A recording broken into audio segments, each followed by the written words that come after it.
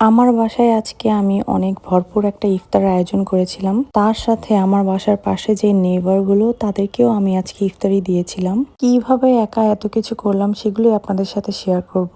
Hello guys, আসসালামু আলাইকুম, welcome to my new video. রমজানের আরেকটি ব্লগ নিয়ে আপনাদের সামনে হাজির হয়ে গেলাম। রাতেই আমি ডালগুলোকে ভালো করে ধুয়ে ভিজিয়ে রেখেছিলাম। এখানে 3-4 রকমের ডাল প্লাস চালও আমি মিক্সড করে রেখেছি যাতে একসাথে ব্লেন্ড করা যায়। এর পাশাপাশি কিন্তু আমি ছোলাও ভালো করে ধুয়ে এখানে ভিজিয়ে রেখেছি। অলমোস্ট এটা ফুলে ডবল হয়ে গেছে। যেহেতু অনেক জনেরই আয়োজন করা হচ্ছিল তাই আমি ছোলা একটু বেশি নিয়েছি। এখানে বিফ বিরিয়ানি করব তাই এখানে প্রায় 4 কেজির মতো মাংস আমি ভিজিয়ে রেখেছি। এই সব কাজগুলোই আমি কিন্তু সেহরিতে করে ফেলেছি। সকালে আমি ঘুম থেকে উঠেই ফার্স্টে ছোলাটা সেদ্ধ করতে দিয়ে দিলাম। ছোলা সারা রাত ভেজা ছিল তাই অতটা টাইম লাগবে না আমার সেদ্ধ করতে, তারপরেও আমি আগেভাগে এটা দিয়ে দিয়েছি। আর তার ঠিক পাশের চোলায় আমি ডিম আর আলু সেদ্ধ করতে দিয়ে দিয়েছি। ডিম আর আলু দিয়ে একটা চপ বানাবো, দ্যাটস ওয়াই আমি এটাও সেদ্ধ করতে দিয়ে দিয়েছি। এদিক দিয়ে ছোলাটাও অলরেডি সেদ্ধ হয়ে যাচ্ছিল। অফ ক্যামেরাতে আমি মাংসগুলোকে ভালো করে কেটে ধুয়ে এখন আমার যে হেল্পিং হ্যান্ড উনি আমাকে পুরোপুরি মাখিয়ে দিচ্ছিল। আমি আজকে কিছুটা সিলেটি স্টাইলের আকনি রান্না করব। সিলেটের এই অঞ্চলগুলোতে ম্যাক্সিমামই তারা ইফতারিতে আকনি দিয়ে থাকে, তাই আমি আমার খালাকেই বলছিলাম সম্পূর্ণ প্রিপারেশনটা সেই নিজেই করতে। ওরা ম্যাক্সিমাম আকনিটা করে থাকে মুরগির মাংস দিয়ে, বাট আমি এবার মুরগির মাংস না নিয়ে গরুর মাংসটাই নিয়েছি। মাখানো হয়ে গেলে আমি প্রায় 1 ঘন্টার জন্য এটাকে রেস্টে রেখে দিব। ঠিক 1 ঘন্টা পরে আমি এটাকে চুলায় বসিয়ে দিয়েছি। আকনির এই রেসিপিটা কেউ যদি জানতে চান অবশ্যই কমেন্ট করে জানাবেন, আমি এটার জন্য আলাদা একটা ভিডিও বানাবো। অন্য চুলাতে আমি কিন্তু ছোলা ভুনাটা করছিলাম। ইফতারের টাইমটা খুব তাড়াতাড়ি চলে যায় তাই আমি চেষ্টা করছিলাম খুব দ্রুত কাজ করার জন্য। আসলে এত কাজ একসাথে একা জীবনেও সম্ভব না একজন হেল্পিং হ্যান্ড ছাড়া। পাশাপাশি আমি চিকেন রোলগুলোও বানিয়ে নিয়েছি।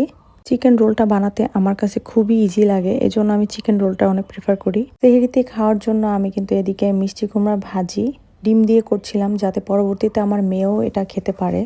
তার সাথে ছিল আয়ের মাছ ভুনা। এই আয়ের মাছ ভুনাটা আমার হাজবেন্ড খুবই খুবই পছন্দ করেন। আমি খুবই কম মশলা কম ঝাল দিয়ে রান্নাগুলো করি যাতে করে আমার এই রান্নাই যেন আমার মেয়ে খেতে পারে। ওর জন্য আমি এক্সট্রা কোনো রান্না করি না। বিফ বিরিয়ানি কিন্তু এই দিক দিয়ে একদম রেডি হয়ে গেছে। ঢাকনাটা উঠিয়ে আমি একটু নাড়া দিয়ে আবার একটু ঢেকে দিচ্ছিলাম।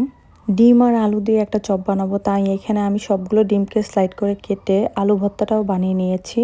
আলু ভর্তার মধ্যে আমি এক্সট্রা কোনো স্পাইসি অ্যাড করিনি, যেহেতু বাচ্চারা খাবে তাই আমি একদমই টোটালি এটা অ্যাভয়েড করেছি।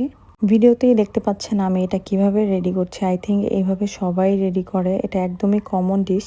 সবগুলোকে ছোট ছোট ডিমের মতো আকৃতি করে আমি সবগুলোকে বানিয়ে নিয়েছি, এর সাথে ব্রেড ক্রাম লাগিয়ে আমি ভাজবো। এই তো বিফ বিরিয়ানির ফাইনাল লুক। দেখতে কেমন হয়েছে অবশ্যই কমেন্ট করে জানাবেন। যেহেতু টাইম একদমই অল্প তাই আমি ভাজা পোড়াগুলো একে একে শুরু করে দিয়েছি। ফার্স্টে আমি বেগুনিগুলো ভেজে নিচ্ছিলাম। বেগুনিগুলো সবগুলোই অনেক ফুলকো হচ্ছিল, দেখতে খুবই সুন্দর লাগছিল। আপনাদের কার কার বেগুনি পছন্দ তা অবশ্যই কমেন্ট করে জানাবেন। এখানে সবগুলো বেগুনি আমি একে একে করে ভেজে নিয়েছি।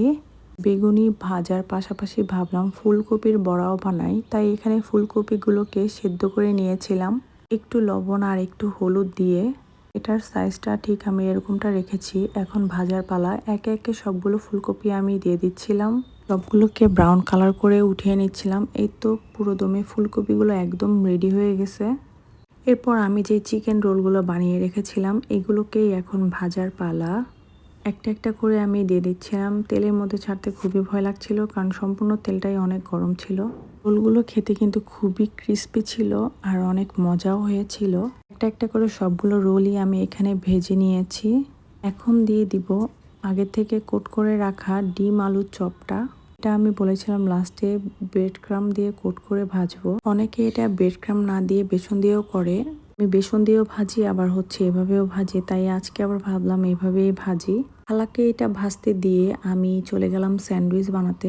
স্যান্ডউইচের ভিতরে যে পুরটা ওইটা খালা এত পরিমাণে বড় বড় কেটেছিল যে পরবর্তীতে এতটা ভালো লাগছিল না। তারপরও স্যান্ডউইচের ফাইনাল লুকটা বেশ মাশাআল্লাহ ভালো এসেছে। ডিমের চপগুলো কয়েকটা আমি স্লাইড করেছি আর কতগুলো আস্ত রেখেছি। খালা আবার ওই দিক দিয়ে পেঁয়াজু ভাজছিল।